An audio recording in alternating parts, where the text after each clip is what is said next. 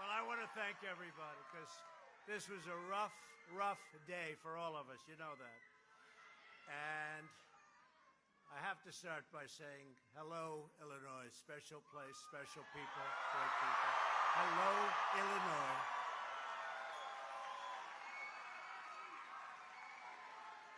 And I'll tell you what, with this crowd, Mike Bost is going to win big. He has to win big. He has to win big. But it's great to be back in the heartland with thousands of hardworking American patriots as we work to reelect a great man. And actually, to be honest, we have 3 great congressmen here with us today. And we're going to get every one of them in office.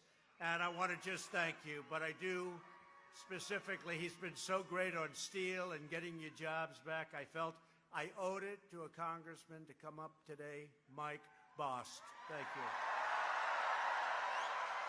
He's been fighting for you and very hard. Before going any further, I want to address the horrible shooting that took place earlier today.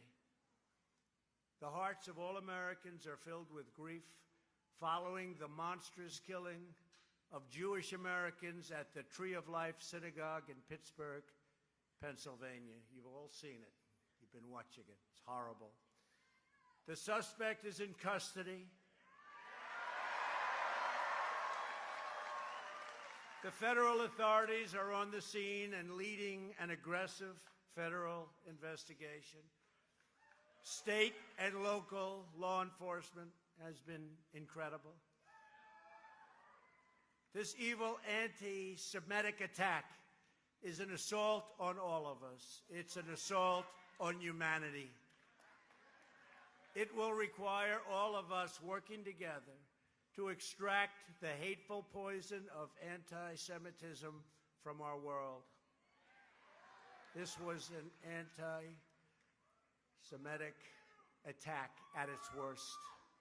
The scourge of anti-Semitism cannot be ignored, cannot be tolerated, and it cannot be allowed to continue. We can't allow it to continue. It must be confronted and condemned everywhere it rears its very ugly head. We must stand with our Jewish brothers and sisters to defeat anti-Semitism and vanquish the forces of hate. That's what it is. Through the centuries, the Jews have endured terrible persecution, and you know that. We've all read it, we've studied it. They've gone through a lot. And those seeking their destruction, we will seek their destruction.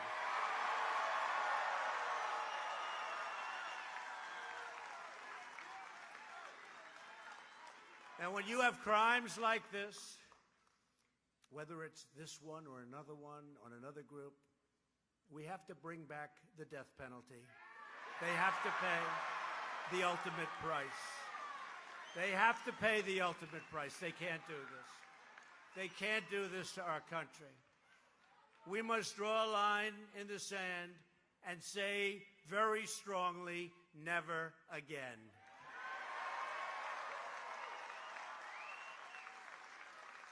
Tonight, everyone in this arena and every citizen across the land sends our prayers to the victims and their families, and we all do.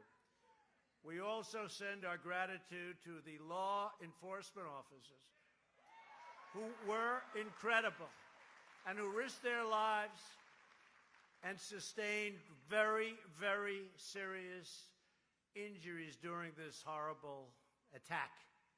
We salute the heroes of American law enforcement. We always do. We always do.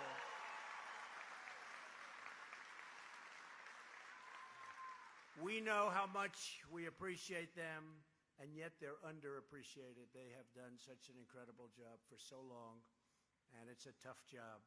We see it now. We see it now maybe like we've never seen it before. And this is the time to renew the bonds of love and loyalty that hold us all together as Americans.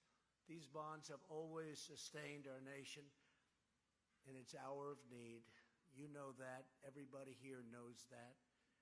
and they are always more powerful than the forces of hatred and division, anger and evil. In America, we love our families, we love our neighbors, and we protect our community.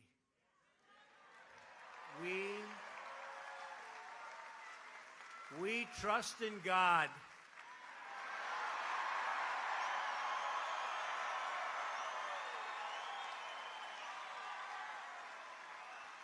We protect the freedom of worship. And we believe in the power of prayer. We defend our Constitution. We defend our heritage. And we rally around our great American flag like nobody does. All of us here tonight are united by these same American values, and we are all fighting to defend these values in this election. This is a very, very important election. This could be, and I've said it, and I've heard it, and they have spoken it many times, this is our most important midterm election perhaps ever. Because we've made so much progress. This is steel country and lots of other country. We have made so much progress, we don't want to give up that progress. We can't allow that to happen. Under Republican leadership, America is booming like never before because we are finally putting America first.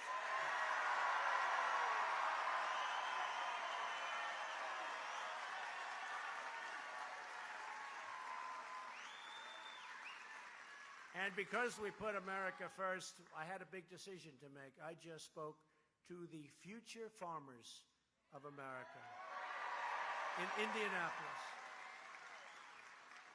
And with what happened early today, that horrible, horrible attack in Pittsburgh, I was saying maybe I should cancel both, this and that. And then I said to myself, I remember Dick Grasso, a friend of mine, great guy. He headed up the New York Stock Exchange on September 11th, and the New York Stock Exchange was open the following day. He said, and what they had to do to open it, you wouldn't believe. We won't even talk to you about it. But he got that exchange open. We can't make these sick, demented, evil people important. And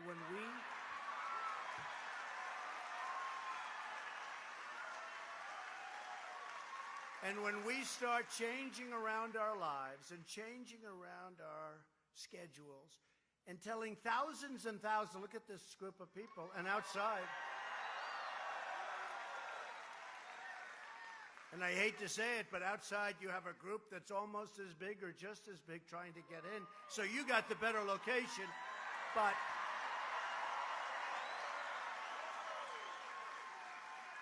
they have a better movie screen, okay?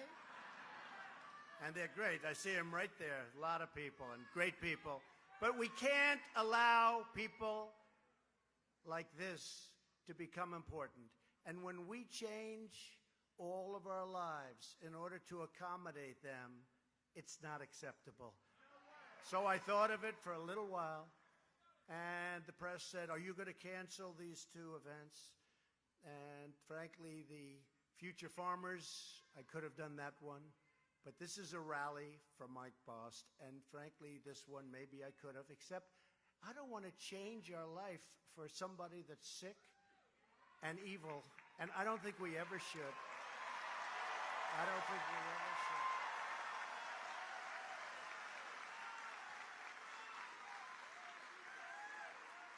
Remember the New York Stock Exchange. Remember the teams, the Yankees, George Steinbrenner. He said, we got to play. Even if nobody comes, if nobody shows up, we got to play. And I remember that George was a tough man. He was a friend of mine, but he was a good man. And he said, we got to play. And they all played. Now, thank you very much. Thank you. Thank you. And I love the people up here also, and I didn't want to have any excuse. I could have had a little bit of an excuse. There was no excuses. We have our lives, we have our schedules, and nobody's going to change it, okay? So we're here, so let's have a good time.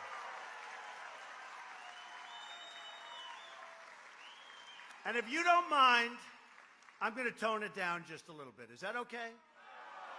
No. Well, you're from Illinois. I had a feeling you might say that. I know you well. I had a feeling you might say that. But I do. I really appreciate it. And you are amazing people. And we wouldn't miss this. We wouldn't miss this. Thank you very much. Thank you very much.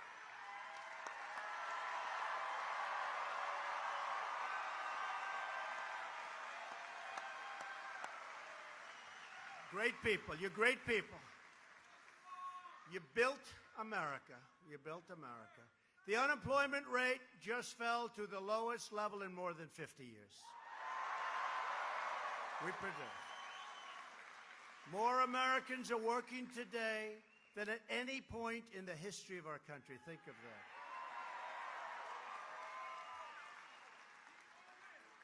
And I don't want to be rude, but your steel industry was dead as a doornail, and now it's a hot industry again.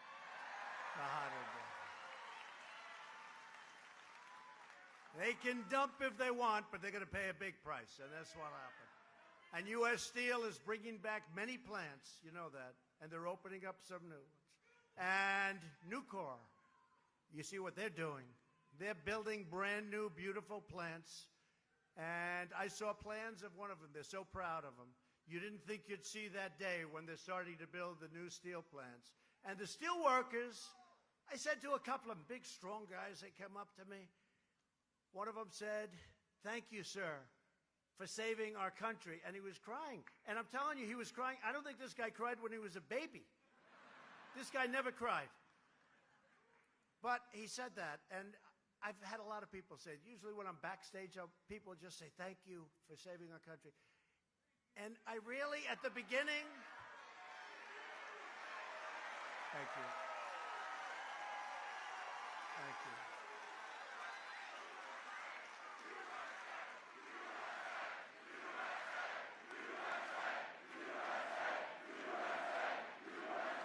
Thank you.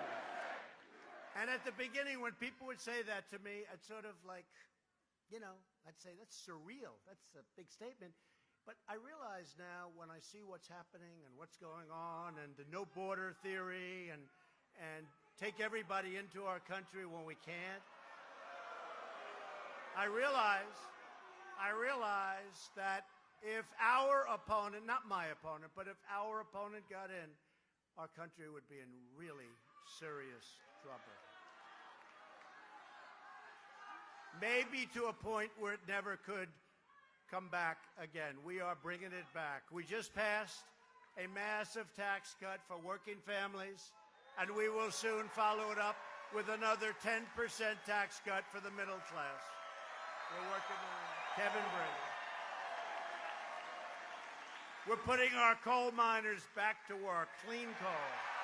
Clean coal. That was a gone industry, I'll tell you. We're putting them back to work. Clean coal, beautiful clean coal, what they do with coal today. And I know you won't like this much, but we're putting our steel workers back to work, right? We are really putting them back to work. We are putting our steel workers back to work. And by the way, that's an industry you can't do without steel.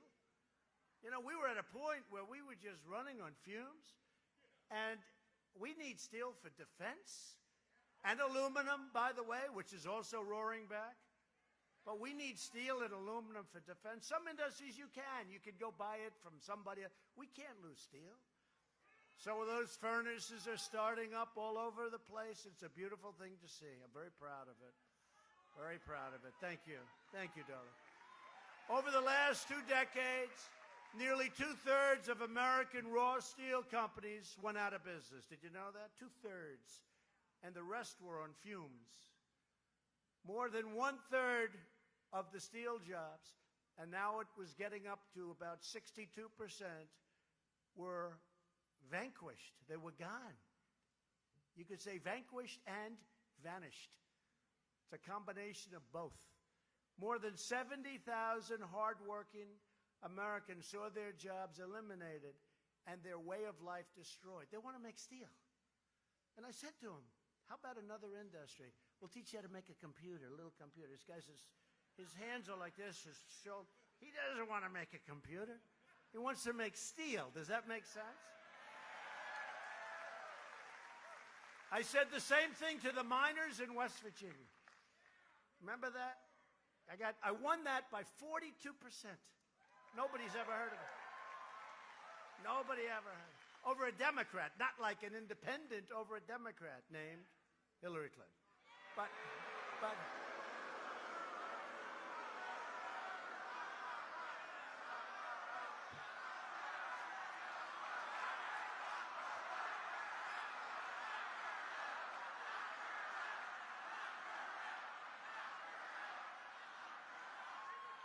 But I said to these beautiful guys, they're West Virginia, big, strong guys. Their fathers were in the mines, their grandfathers, their great, that's what they do. I said, fellas, supposing we take you to Silicon Valley. And we'll teach you, like, how to make these beautiful little keyboards, these beautiful computers. They looked at me like, hey, you know the expression, we want to dig coal. That's what they want to do. Nobody does it better in the world. And that's what they want to do. Guess what? That's what they're doing again, okay?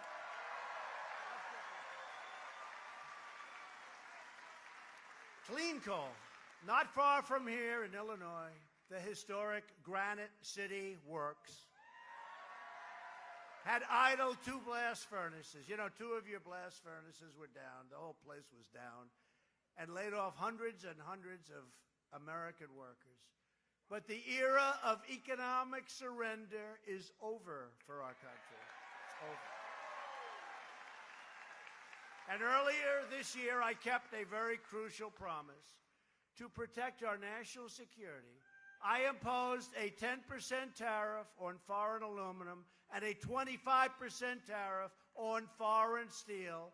And now our steel, aluminum industries are roaring back to life like nothing you've ever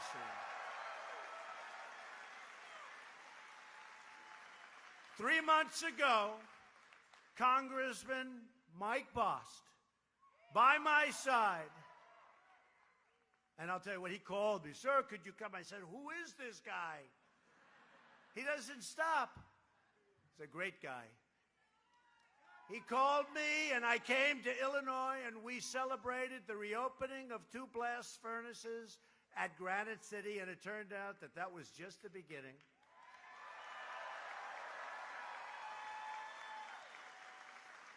Thanks to our tariffs, number one, you don't hear this, hundreds of millions of dollars is being paid into the coffers of the United States Treasury. That's okay, too. You don't hear that.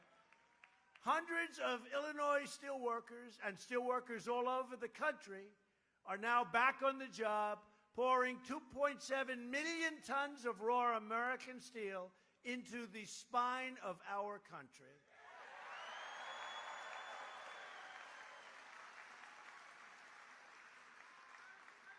After years of rebuilding other countries, we are finally rebuilding our country.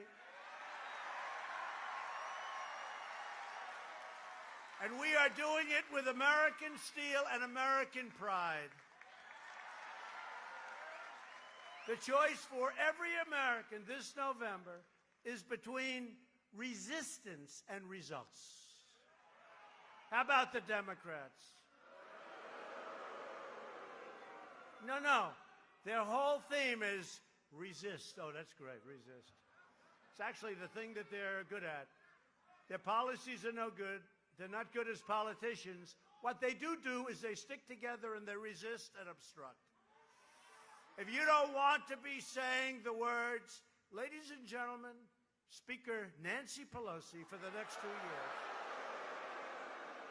vote Republican. You got to get out and vote. And 2 great guys who are from a little further away, and they're doing well, but you never know in this business. We're honored to be joined tonight by Congressman Randy Holtgren and Congressman Rodney Davis. Come up, Randy and Rodney. Come up, please.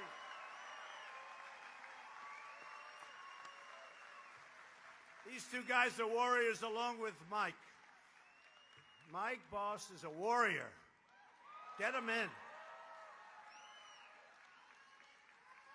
Come on up, fellas.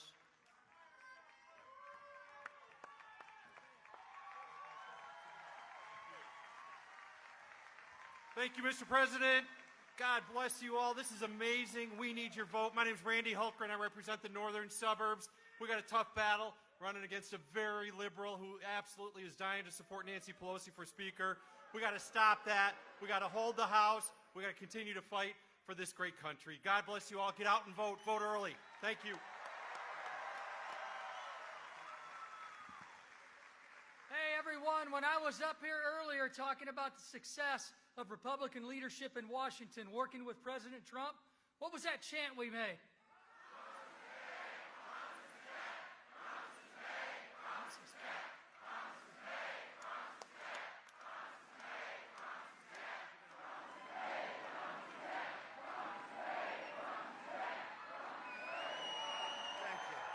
Thank you. Thank you very much. I have to tell them, be careful of that runway. You know, that runway is so narrow. Can you imagine if I went down on the runway? Oh, would that be? Oh.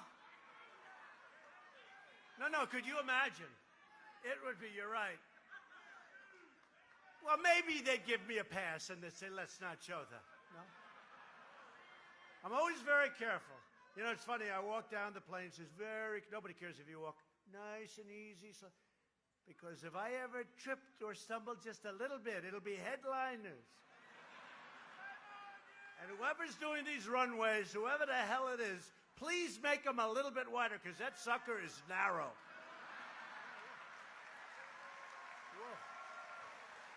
That is a narrow runway. Finally, it's my pleasure to introduce the person we are all here tonight to support, Congressman Mike Bost. Mike fights every day for the hard-working people of Illinois, and I know it probably better than anyone. He calls me, please, you've got to help my people. Other people, honestly, other people don't care. This guy cares. That's why I'm here. That's why I'm here. He voted to cut your taxes, reduce your regulations, protect your Medicare, protect your pre-existing conditions. Mike Bost defends Illinois farmers, Illinois miners, and Illinois steelworkers. Mike, come on up. Thank you, Mr. President. And thank you. Thank you for coming out and showing how much we love our President, Donald Trump.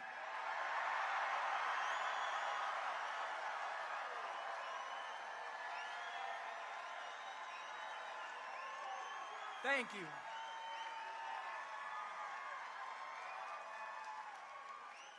And the most important thing to remember, the other two gentlemen that were up here, if you're in their district, get out and vote. If you're in our district, get out and vote. Why? Because if you want our president to continue to succeed, you cannot allow Nancy Pelosi to take that House back.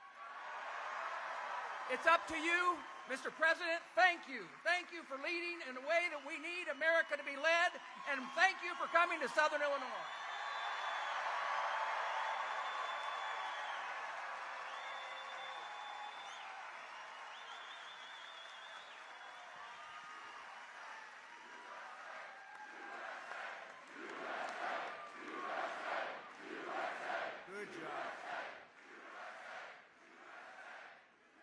Thank you, Mike. And a vote for Mike is really a continuation to make America great again. Very simple. Now, I did a little tiny bit of research, and Mike's opponent, Brendan Kelly, is a vote for Nancy Pelosi and of course, Maxine Waters, and their job-killing agenda. Brendan Kelly opposes your tax cuts. He's weak on crime. He's for open borders. Can you believe some? Seriously. Forget about Brendan Kelly. Let's say you're a politician, and you're running on this platform. Open borders. We're going to take care of illegal aliens' health care. Okay? Think of it. We're going to raise your taxes. Think of it. How do you win a race like that? Seriously. How does anybody win a race like that? I don't know. Brendan Kelly is beholden to the far-left Democrats funding his campaign. His third largest contributor is a group of ultra-liberal, you know who they are, whose name tells you everything you need to know. It's called Swing Left. I think these people don't want to swing left. If you want to stand up for American jobs, factories, and workers, you must vote for Mike Bost. The Republican agenda is America's agenda. Republicans want to lower your taxes. They want less regulation.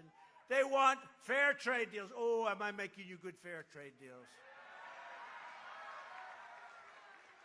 I'm not making you fair trade deals. I'm making you unfair trade deals in our favor, okay? It's about time. You have been ripped off by a lot of countries. And I don't blame the countries. I don't blame them. I blame us. I blame our leadership. They should have never allowed NAFTA. You look at NAFTA. You look at that. You look at what the European Union has done to us. You look at what China has done to us for so many years. So we're in a little dispute with China. We put $250 billion worth of tariffs on China at 25%. And I think we're going to make a deal. Look, if we do good, and if we don't, that's okay. But we have a tremendous, and we can put another $257 billion worth of tariffs on China. And I have a feeling that everything is going to work out. They want to make a deal. I said, you're not ready yet. You're not ready yet. Remember they said, please make a deal with Canada. Please. These politicians stand up. Not Mike. Not Mike. Not the other two either. The other two are saying, don't do whatever you want. Because they want a great deal. You know, you can't just run and make it. Canada's had an unbelievable deal. Canada, we love Canada. We love Canada. And I actually like the Prime Minister. I do. But I have to, good guy, no. But for years and years, they've taken advantage. They had on dairy products a tariff of 275%. Nobody knew that until I came along and explained it. This woman goes, what? You're about 4 months late, but that's okay. And it's always tough, you know, you're negotiating. And I'm telling Mexico and Canada, hey, I don't care if we ever make a deal. And then I'll have congressmen and senators standing up saying, he must make a deal with Canada. He must make a deal with Mexico. And I'm telling them, I couldn't care less if I make a deal. It doesn't really work. It doesn't work. But it did work. And you know what? We made a great deal. And I think hopefully they made a great deal for Canada. They made a great deal for Mexico. And we all live happily ever after. But we have now got the USMCA. It's a great deal. And we opened the borders. And our companies will not be flowing into other countries. Because now if they do, they pay a tremendous penalty. Republicans want strong borders, no crime, and no caravans, right? We don't want caravans. We're not having caravans.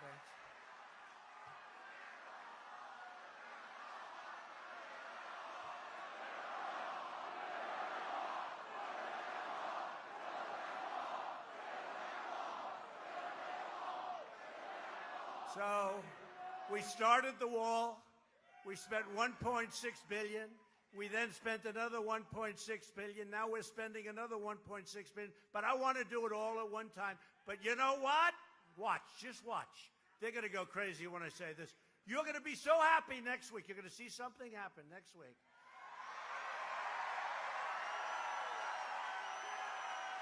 You're going to be very happy. You're going to be very happy. And you know the military is going to the border. You do know that.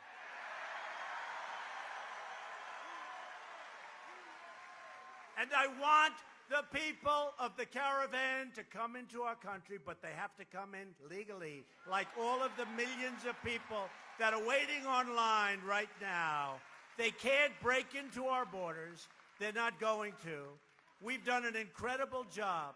ICE, Border Patrol, we've done, I always say, it's my fault. You know why it's my fault? Because the country is doing so well. It's so successful that everybody wants to come here, but it doesn't work that way. So it's my fault. I take the blame. I take the blame. If we let the country fail, we'd have no problem. But we don't want to do that. We don't want to do that. So you're going to see we called in the military. The military, oh, they're ready. They're ready. And I wish I could just tell them, and I say it, caravan, turn around. You're not coming in. You're not coming in. I'm sorry.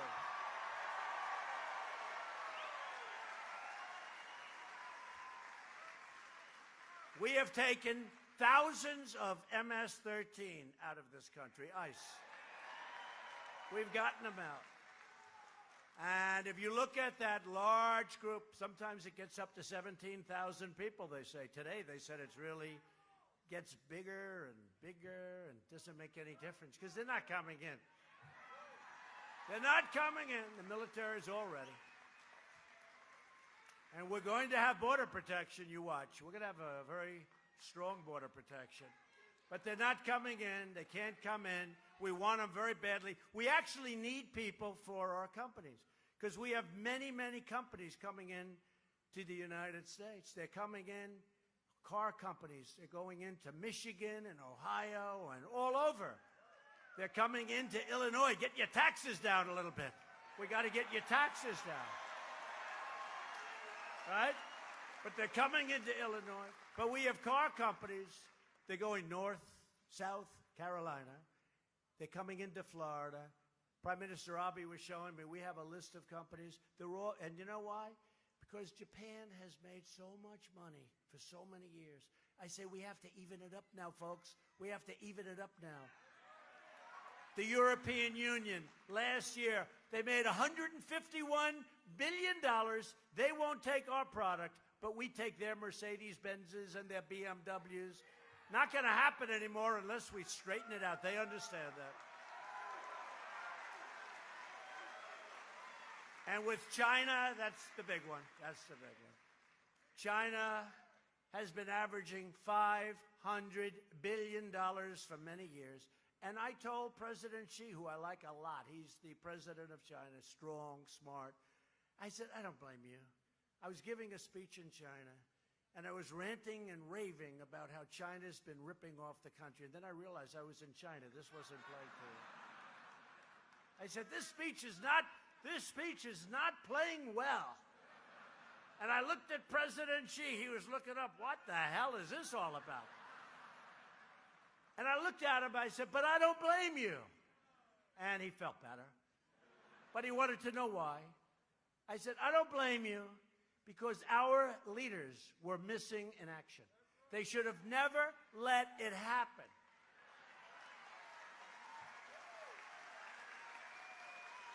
Just like they should have never let the whole situation in North Korea happen, get to that point. But we're doing great there now.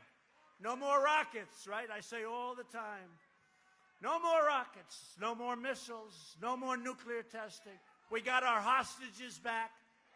We're getting our remains, the remains of our great heroes. They're coming back. And we have a good relationship with Kim Jong-un. We have a great relationship with Chairman Kim, and we feel good about it. So there's not much they can say. Look, there's no more testing. They're closing sites. There's no more nuclear. There's no more, the nuclear testing stopped. There's no missiles going over Japan. Think of it. We got our hostages back.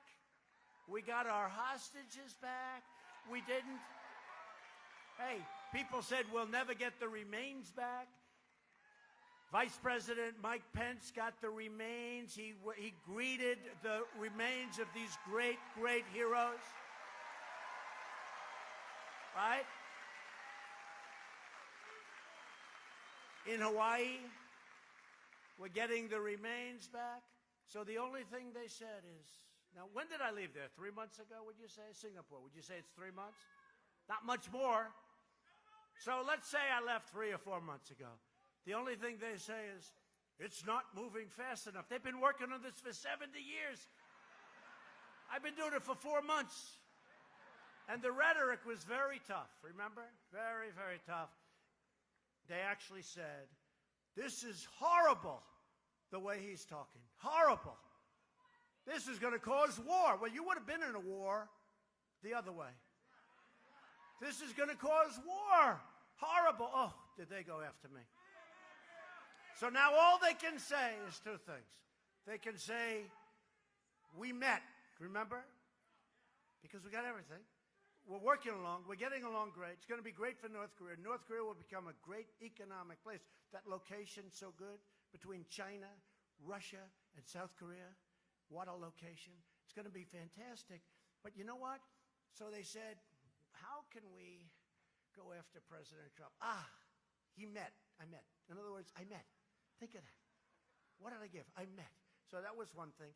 The other thing they say is, it's not going fast enough. What, 3.5 months? And nothing's happened. It's so good. And remember when I first came in, or just before I came in, right? Just before, everyone really thought we were going to war. And that was going to be a potential nuclear catastrophe. Well, I can't know. I mean, look, who knows in life, right? I'm not going to say. I can only say the relationship is really good. And we're really in good shape, and they're really good shape, and they're happy, and we're happy. And if it takes long, I don't care. I tell my people, I couldn't care how long. As long as there's no testing, as long as there's no nuclear testing, moving mountains over a little bit, that's the kind of testing. But it's working well. But you remember when they said, it's too rough, the rhetoric. You remember, I don't even want to say it now because I have such a good relationship. I won't even say it. I won't even say it. But the rhetoric was brutal. But ultimately, it was all very important to get this to a point where now we really have a relationship. Now, and again, who knows? But I think it's working out really well. And before I got there, you were in trouble. This was going to be a big war, millions of people killed. Seoul is 30 miles away from that border. And you talk about a protected border, that's a serious border. That's a wall like you never saw before. You look at that wall and you say, I'll pass. I'm going back home. That is I looked at it, I saw it. That's a real deal. It's a fence with a lot of electric current going through it. A lot of different things happening on that fence. You know what you say? You take a look at that, you say, I'm passing. But you know, it's funny. So with that one, they said, he's too tough, it's too strong, the rhetoric is, we're going to end up in war. I had a great meeting with Vladimir Putin. Great meeting. I talked about everything. We will do great. And don't forget, Russia wants our help economically. We're an economic, we have created such wealth. I have done a really good job. $11.7 trillion. Russia wants us to be involved. Russia wants us.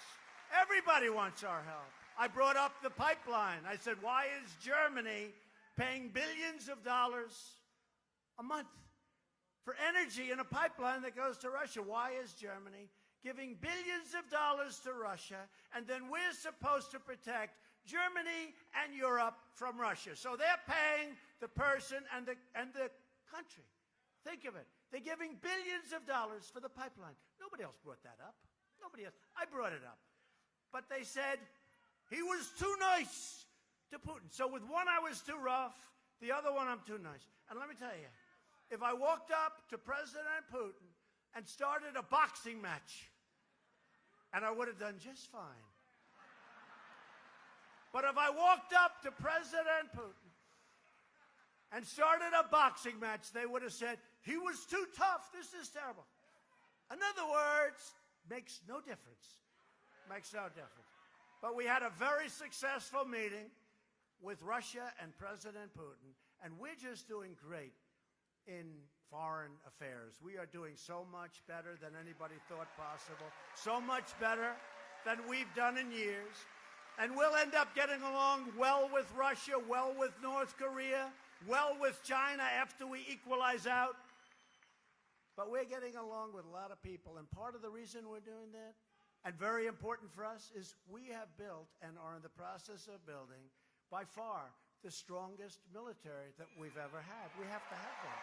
We have to have that.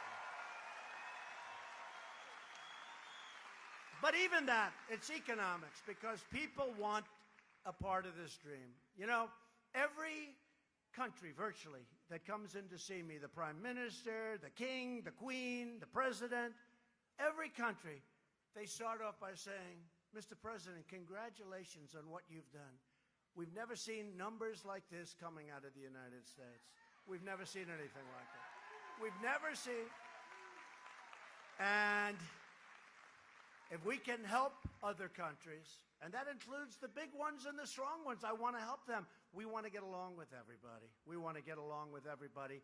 But we want to have a level playing field, not what we had before, okay? Earlier this month, we achieved a historic victory for our Constitution and for the rule of law. We proudly confirmed the newest member of the United States Supreme Court, Justice Brett Kavanaugh.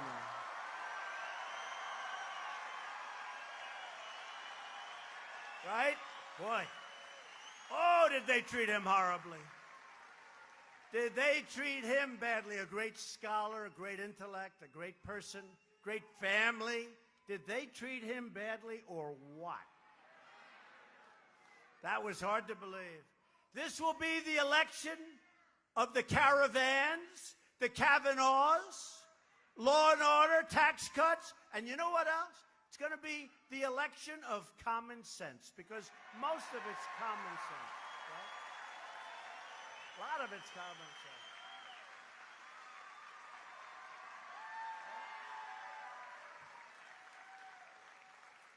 People say he's a great, great conservative. You know, if somebody else did what I did, 2 great Supreme Court justices already. Justice Neil Gorsuch, don't forget, one of the greats. He's doing fantastically. Another great intellect, great scholar. Harvard, Oxford. These are serious, great people. Justice Kavanaugh, Yale, then Yale Law School, top talent. I heard with Justice Kavanaugh for years, long before I thought of doing this, 10 years ago, I heard someday there's a man named Brett Kavanaugh. He'll be on the Supreme Court. I said, who is that? But I really didn't care because I didn't figure I'd be putting him on the Supreme Court, right? I hadn't given it too much thought at that time. That was a long time ago, 10 years ago. But we are doing great. But if somebody named Bill Smith was president and he did the things I did, tax cuts, regulation cuts, 2 Supreme Court justices, right to try. You look at all of the things we've done for the vets. You look at the rebuilding of our military, $700 billion. And his name was Bill Smith, President Bill. They would say he is the greatest conservative of all time. But because his name is Donald Trump, you have the haters and they continue to hate. These are foolish and very stupid people. Very stupid people. No, I see some of these guys, seriously. And look, for the most part, I think I just came out, was it 93%? I'd ask them. Hollywood, look, this is like the Academy Awards. Look how many cameras they have back there. It's the Academy Awards. We are in the Academy Awards. But 93% of the people in the Republican Party, it's like a record or something like that, 93% have a high approval rating of Trump, okay? But I'm not talking. I'm talking about that tiny little, you know, the losers that were some guy named Bill Kristol. Listen, he called it wrong from day one. He said, he is not going to run. Okay, I ran. He is not going to win the primaries. Okay, I won the primaries. He will not win the election. I won the election. He will never get a Supreme Court justice approved. I got that. He will never get tax cuts. I got that. He will never cut regulations. I cut more regulations than anybody in the history of the country.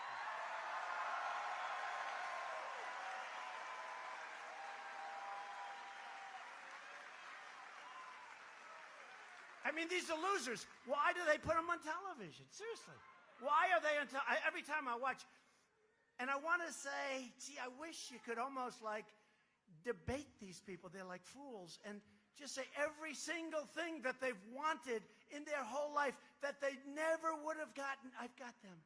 And they still hate Donald Trump. It's incredible. Fake. Well, no, but there's fake. And honestly, there's fake on our side also.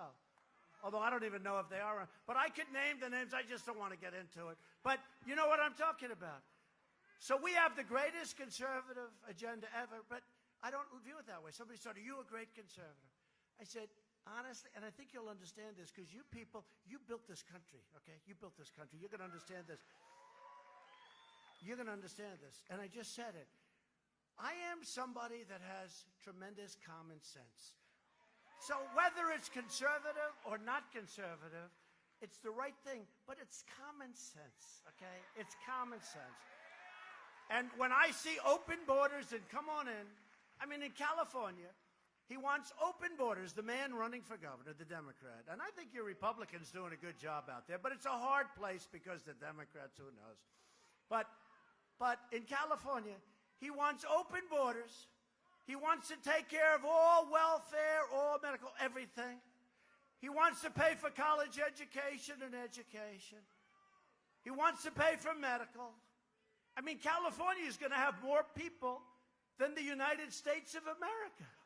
No, seriously, people are going to come from all over the world. They get free education, free health care. I mean, does anybody really believe? And by the way, they owe about $14 zillion. And they just put a gas tax on that the Republican candidate wants to take off. He should win. John Cox, he should win. He's so good.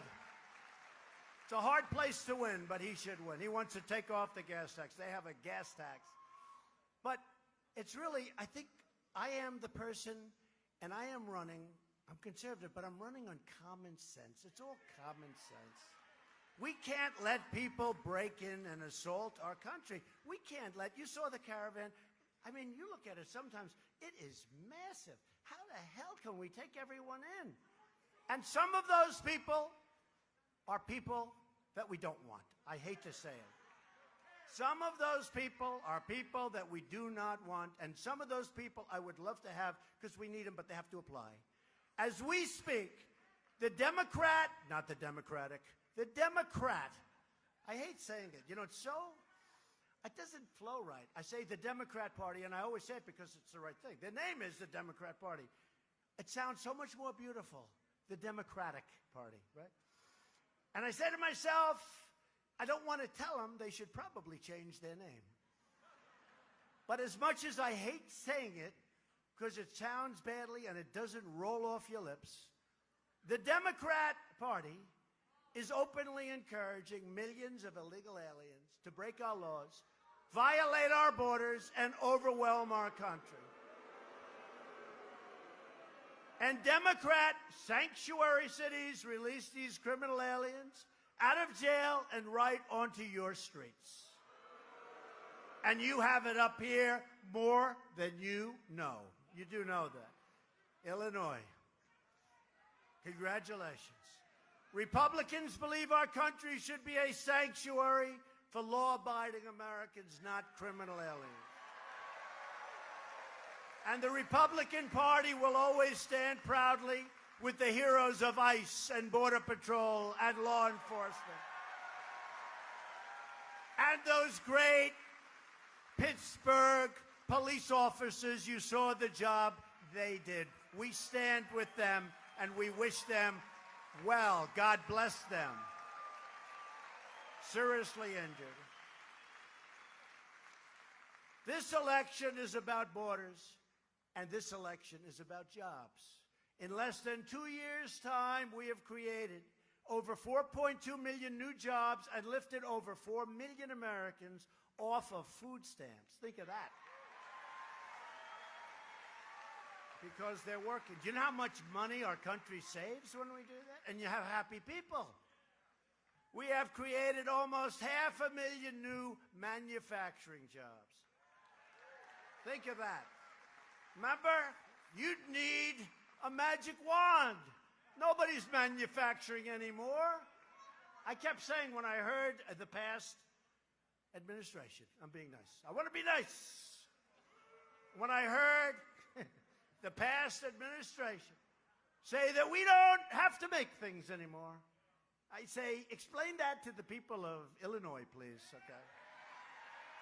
And actually, the number is going to be 600,000 new manufacturers. And these are our best jobs.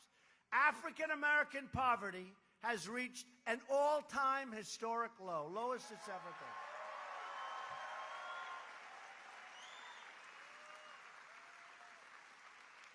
That's why Kanye West and Big Jim Brown and so many others,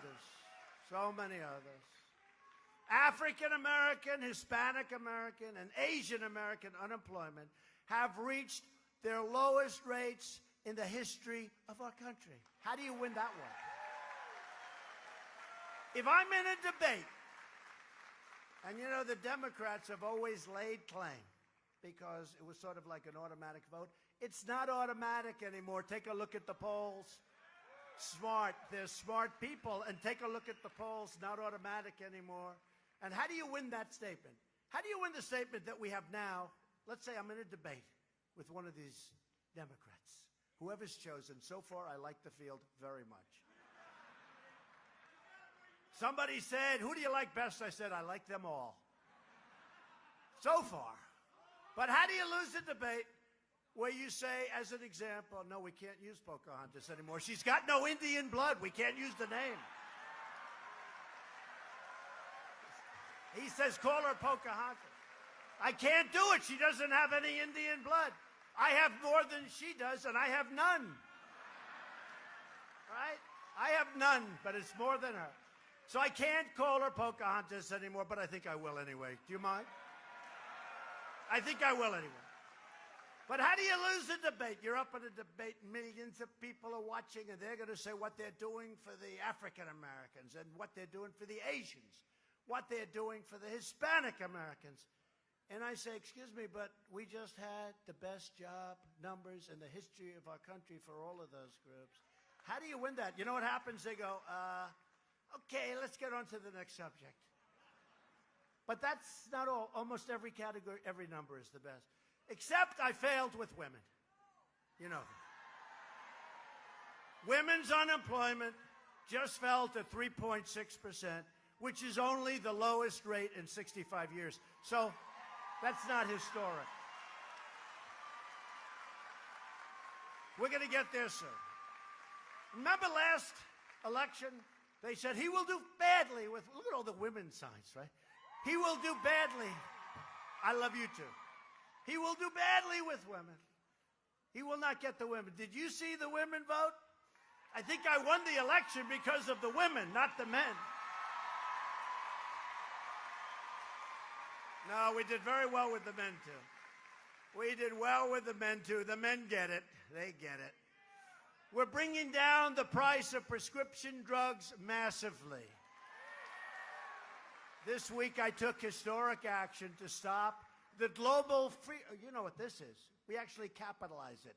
Global freeloading, in which drug companies charge higher prices for Americans to subsidize lower prices for countries throughout the rest of the world. Other than that, it's very fair to us. We're not doing that anymore. Secretary Azar has done an incredible job. Drug prices will be falling radically. Got a lot of people that are middlemen that aren't going to like me too much. Republicans are also strongly protecting Medicare. A majority of Democrats on the ballot for Congress have already signed up for a government takeover of health care that would obliterate Medicare and terminate Medicare Advantage for 500,000 Illinois seniors who depend on it. It will obliterate it. Republicans will defend Medicare for our great seniors who have earned it, and whether you know it or not, they've actually paid for it. This week I very proudly signed into law the largest bill to fight the opioid epidemic, largest in American history, $6 billion to fight a big problem that you have in Illinois and that we have all over the country. We passed Veterans' Choice, giving our veterans the right to see a private doctor rather than waiting online for weeks and weeks and weeks. 44 years they've been trying to pass it. I got it passed. It's signed as of 2 months ago. It's finished. Here's a veteran. Are you happy? Are you happy? Thank you. He's happy. Thank you, man. Thank you. Thank you. He just said, you saved our country. I love you, veteran. Thank you, man. Hold up that American flag. Hold it up.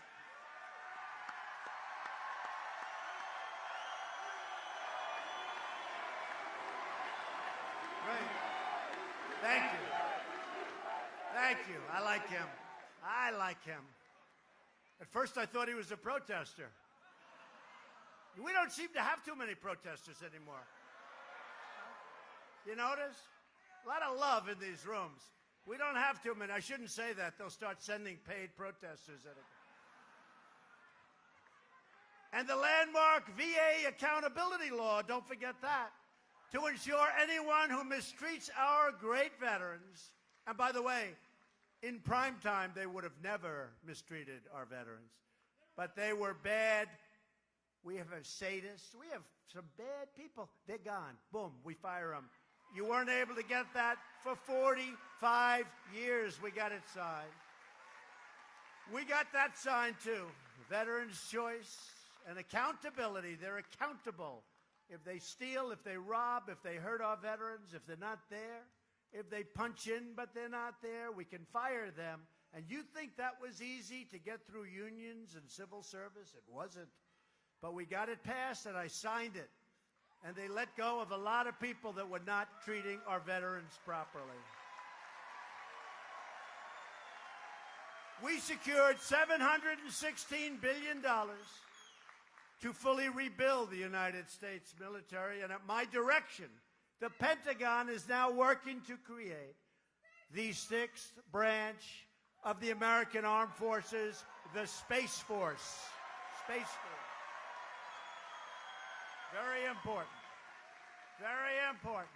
And I withdrew the United States from the horrible one-sided Iran nuclear deal. It was a catastrophe. And Iran is not the same country anymore, I hate to say it. And we have recognized the capital of Israel and opened the American embassy in Jerusalem. And all together, because I don't know whether you know it or not, but I know it, and a lot of you do know it, this is the greatest political movement in the history of our country. This is the greatest. In the history of our country, we have a lot of bad people out there trying to hurt us, but we're not going to let that happen. We've made extraordinary progress, and we're just getting started. Keep winning, he said. You're right. We're going to keep winning. We're going to win so much, you people are going to get so disgusted and tired. You're going to be so tired of winning. You're going to go to Mike Boston. You're going to say, please, Mike, get with the president. We can't stand all this winning. The truth is, we are winning. We're starting to win a lot, you have to say. Mike, talk to him. Talk to him. Talk to our president. We're not used to this. We've been losing for so many years here in Illinois, and now we're winning. Our steel is coming back. Our taxes are going down. Our regulations are going out. We got health care that's good. We got rid of the individual mandate disaster from Obamacare. Mike, we don't want to win so much. We're getting tired of winning. It's getting boring.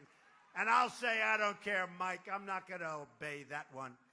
We're going to keep, you go back and tell the people of Illinois and the rest of this country we're going to keep on winning. I don't care. I don't care if they like it or not. We're going to keep on winning. I don't care.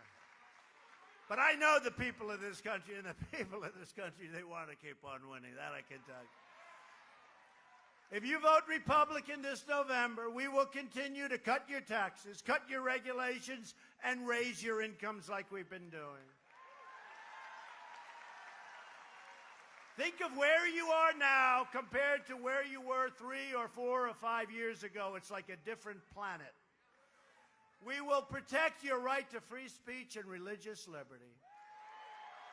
And we will continue to appoint judges who will uphold and defend the Constitution of the United States. We will fully secure our border. We will pass Kate's Law. We will stop sanctuary cities, stop catch and release, end the visa lottery disaster. We will end chain migration, and we will keep the criminal drug dealers and terrorists the hell out of our country.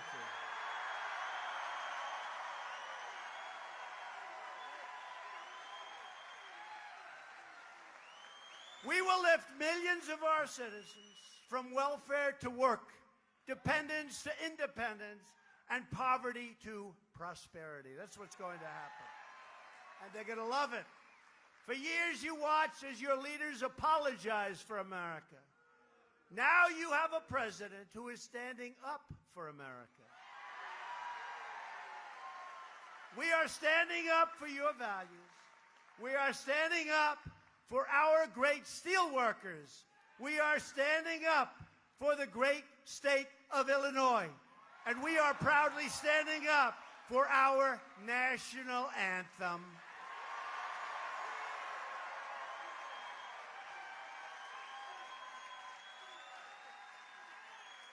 To continue our incredible momentum, you need to get your friends, get your family, get your coworkers, and get out and vote early for Mike Bost. Loyal citizens like you help build this country, and together we are taking back our country, returning power to you, the American people. That's what we're doing, and that's what we're doing. Illinois is the state that gave us 2 of our greatest Republican presidents. Not bad, by the way. Not bad. I mean, you got to pick 2. These aren't the worst. I can think of a little bit lower down the ladder.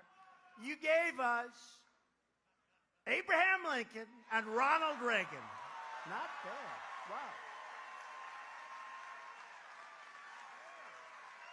That's not a bad job.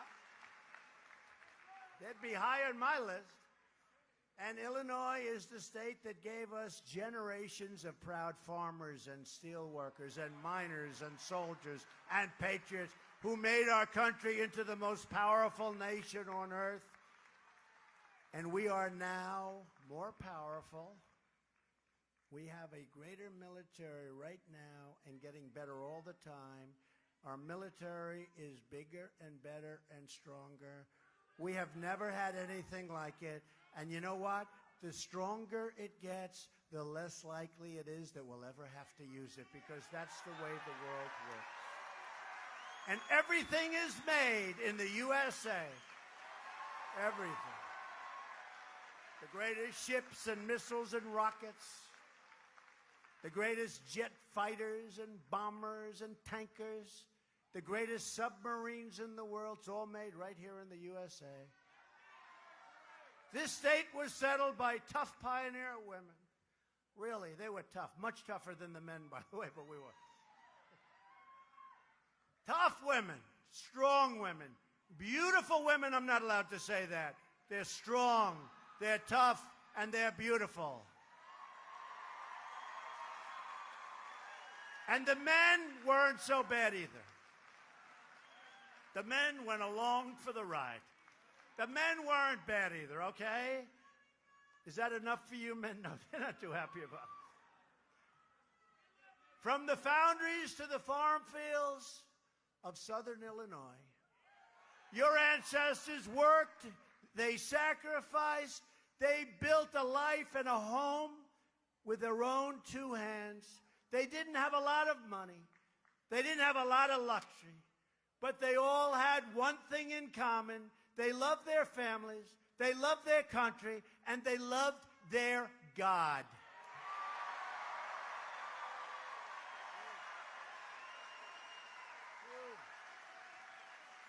These courageous Americans did not shed their blood, sweat, and tears so that we could sit at home while others tried to erase their legacy, tear down our history, and destroy our proud American heritage.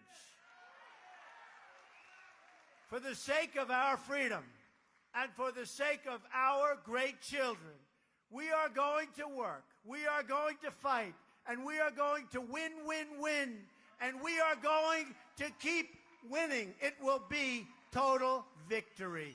You know it, and so do I. We will not bend. We will not break. We will never give in. We will never give up. We will never back down. We will never surrender. And we will always fight on to victory. Always.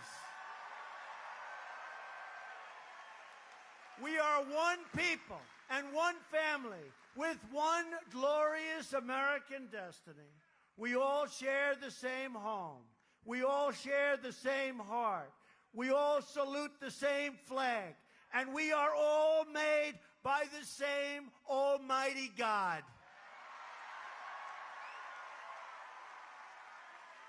And all together, with love in our hearts and hope in our souls, we will make America wealthy again. We will make America strong again. We will make America safe again. And we will make America great again. Thank you, Illinois. Thank you. Thank you.